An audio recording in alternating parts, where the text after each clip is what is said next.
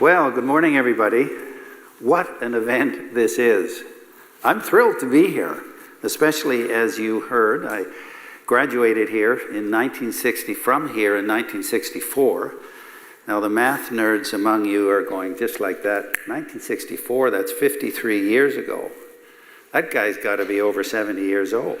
And you'd be right, 71, in fact. But the thing about getting a little older, I say a little older, is that actually you stop caring what people think or what people say about you. And so you can just kind of put it out. And so it's in that spirit that I ask this question. Do you think men are more intelligent than women? Or do you think women are more intelligent than men? Let's just have a little straw poll. Who thinks men are more intelligent than women? Yeah, the men are a little reluctant, but it's all men that are voting for that one. Who thinks women are more intelligent? Oh boy, just like that. Pow! Well, that says something right there. You know, the fact is, a quick look at history will tell you that really men have been the major contributors and creators of advancements in science and mathematics, biology, chemistry, physics, and certainly in the applied sciences, engineering, economics, psychology, and they have been also the major contributors. They've done the lion's share of contribution in history, philosophy, in music, arts. And so, when we think about it, all the great prophets that have come to earth, they're all men. And the individuals that came after them and took their message and created religions and led religions, all men. When was the last time we had a female pope? Doesn't happen. Yeah, so, when you start to think of it, in business and in government, once again, all men, although things are starting to change just in the last few decades. But before we can put a tick under male on that one, we kind of have to, well, not we kind of have to, we have to see what the female thinks of those last few comments. And I can hear women saying, okay, yeah, we'll give you that. Yeah, you guys have dominated politics and religion and government. There's no question about that. And actually, while we're at it, we'll throw in medicine and science and law and a bunch of other things. So the question that we have for you guys is, how are you doing so far with the planet? Yeah? How is that working? Have you got this global warming thing figured out? Are you able to feed everybody on the planet? We can do it operationally, but we don't seem to be able to do it. What's happening in Iran and in the Middle East and North Korea and in many countries in Africa? Yeah, so we can't really put that tick up there just yet. Now, one of the things that I think most of us agree on is that women are thought to be more emotional than men. That men are somehow more rational. That they kind of think through the consequences of their words and actions before they initiate. Although the current president of the United States would be one example where that just doesn't hold. So,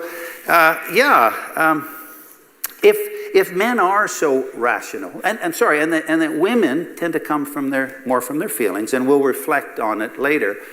But here's another question. If men are so rational, if they do think things through before they act, how come of the 11 million people right now currently in jails around the world, incarcerated, how come fully 95% of them are men? Well, I don't think we can put a tick up there just yet on that score. Now, one thing we can all agree on, both genders that can agree on, is the fact that men are physically stronger than women. And in fact, have been physically stronger right from the beginning through to this day.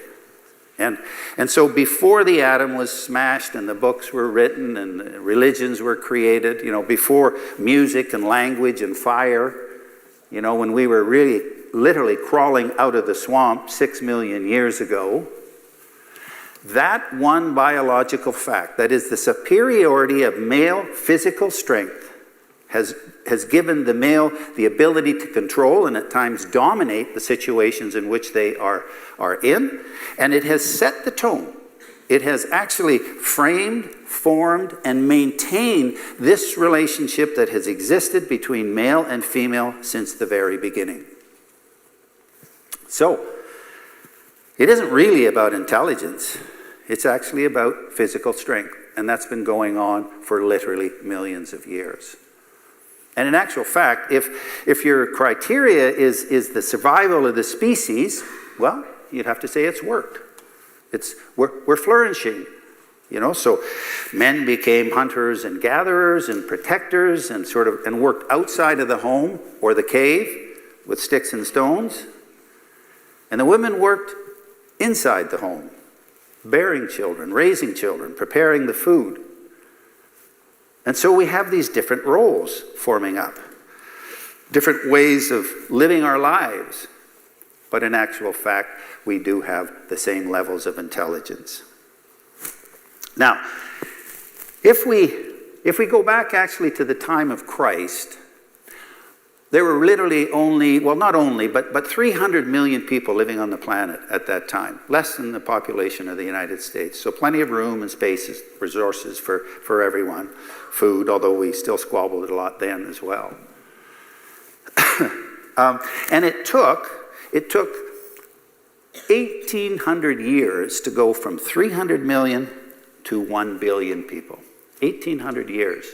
Then things really kicked into gear. That was the start of the Industrial Revolution.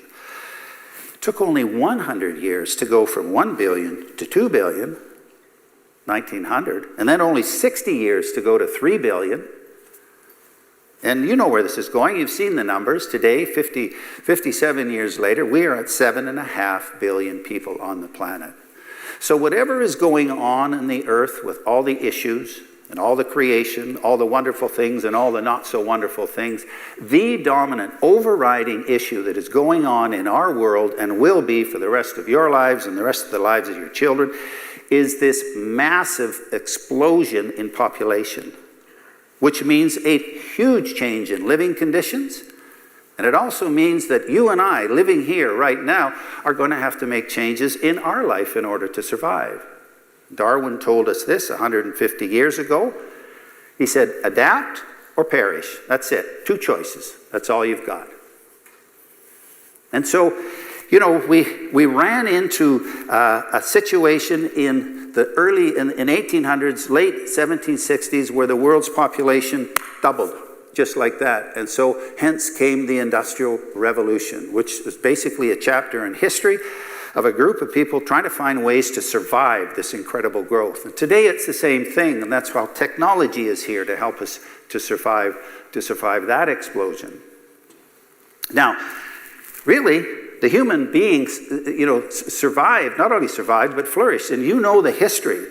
All of a sudden, over a very short period of time, we had the steam engine, we had electricity, we had light bulbs, we had telephones, we had the internal combustion engine, manned flight, and it just went on and on. Literally every decade, there was these incredible cures, incredible developments, and here we are today. We survived that, and I'm glad we did. Otherwise, you wouldn't be here, and neither would I.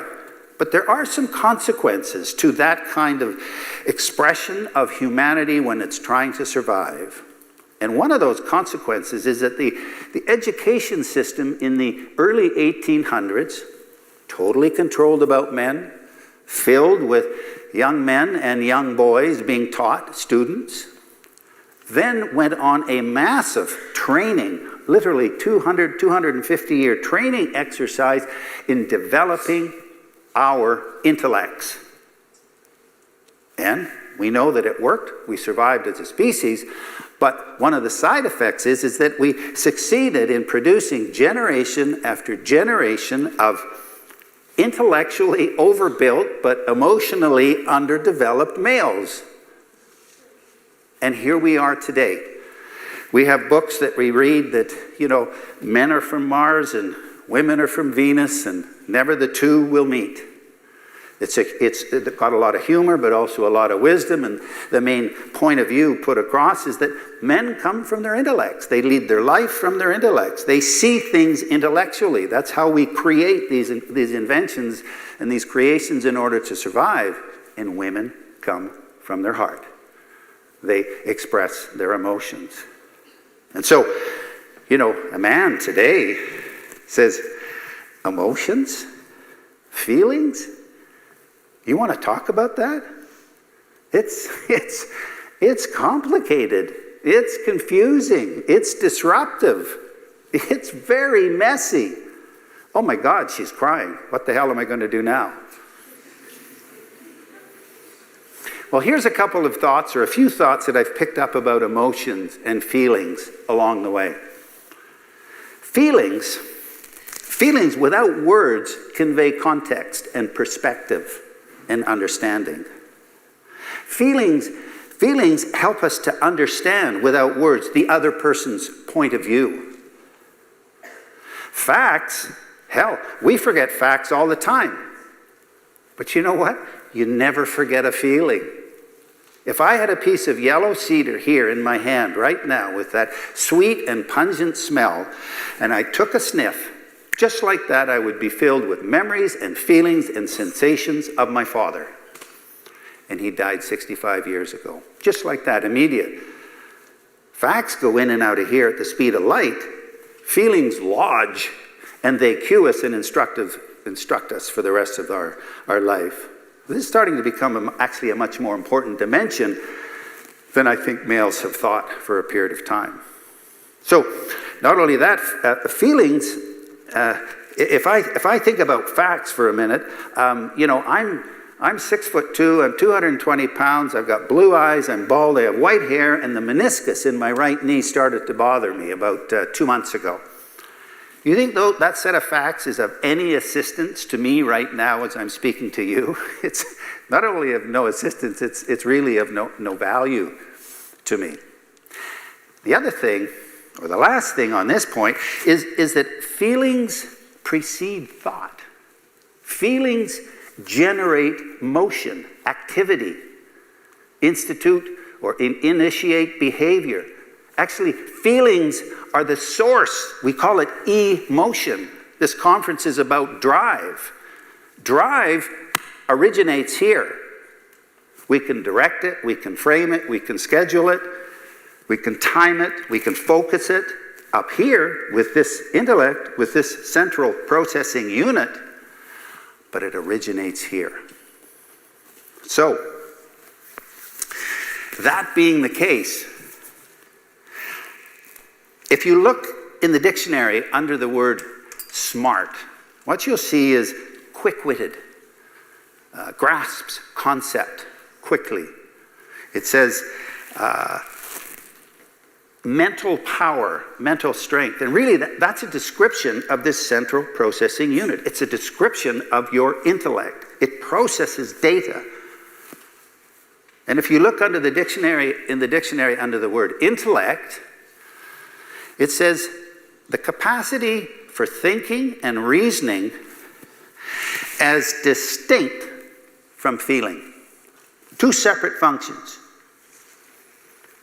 If you look at the next word in the dictionary under intellect, interestingly enough, it happens to be intelligence. Oh, kind of something different now has entered the equation. And of intelligence, it says the capacity for understanding, for perceiving and comprehending meaning. Oh, meaning. Okay, now, what does it say about meaning? It says the sense and significance of a word, a sentence, an action, a symbol. It talks about the true interpretation or intended purpose of a speech or a message or an action. So what we've done in the last minute is gone from a discussion of our intellect and moved down to our heart and to our emotions. and to our feelings.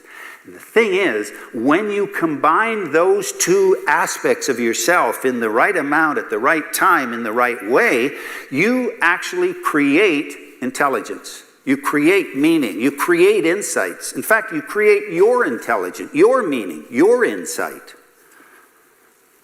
And in that moment, some interesting things happen. The world slows down. It doesn't speed up. You become calmer and quieter. You don't become louder and more excited. You gain clarity. You become more clear because you can, in that moment, you can see further and you can see deeper into. And these are the moments of personal growth.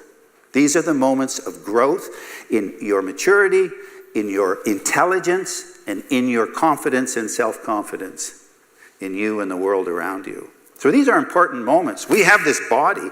We walk around, and we are made up of only two things. Really, we're made up of our intellect, we're made up of our emotions. And, you know, neuroscience shines a really interesting light on this because it tells us that our feelings originated in the reptilian portion of our brain at the same time for men and for women. And that literally millions of years later, the thinking function began to install itself into our brain and lodged itself in the frontal lobes. And we call this the executive function or the intellect. And, you know, one day the intellect may become the rulers of our emotions, but we are a long way from that in an evolutionary sense. So, you know, just in closing here, I will say to you that, you know, this is really an interesting school, and it's a really successful school. You know, things like this occurring are wonderful events, and there's a lot of reasons why it's successful. But there's actually two pieces that I think are a huge part of the success of this institution. And one is, about 25 years ago, this school was the first independent school in Canada that said, we're going coeducational. And boy, was Brentwood ridiculed and teased at that time. What are they doing? Can you imagine? A year later, the head of school at the time, Bill Ross, was asked what was the impact, and he said, without a shadow of a doubt, it has improved the behavior and a much more balanced approach to life on behalf of all of the students. It's a much healthier and much more sensible place for students to grow and live and learn. And the other thing that you all know about is that over the years, your program has evolved into 3 separate parts, 1/3 of which is the arts.